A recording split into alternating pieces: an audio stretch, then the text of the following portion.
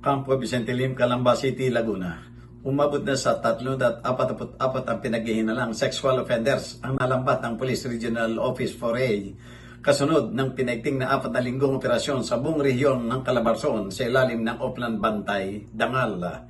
Sa huling ulit na inalabas ng kampo, may karagdagang 115 sospek na natakip sa 122 magkakahiwalay na operasyon mula Hunyo 1 hanggang Hunyo 14 ng taong kasalukuyan base sa pinaigting na kampanya ng opisyal na nagsimula noong Mayo 22.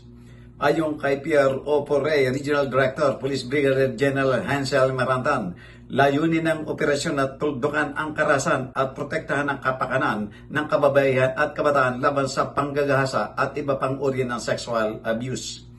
Walang ligtas sa batas ang mga taong sumisira sa dangal at kinabukasan ng ating mga kababayan. Diini Marantan, we will relentlessly hunt down predators, bring them before the courts, and ensure they face the full force of the law.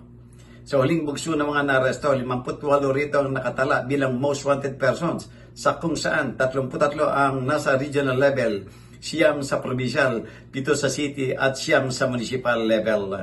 May 28 iba pang mga wanted person na natakip sa serye ng manhunt habang 29 naman ang nasa kote sa magitan ng warrantless arrest. Nanguna sa tala ng Laguna Police Provincial Office na nakahuli ng 38 suspect, sinundan ng Rizal PPO, Cavite PPO na 23, Batangas PPO 13 at Quezon PPO 8. Nagampag din ang 3 hulyang Regional Intelligence Division at isang ang nadakma ng Regional Highway Patrol Unit.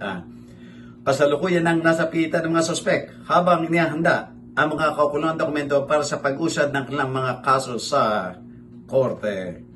Para sa journalnews.com.ph, Jojo Cesar Magsumbol, People's Tonight.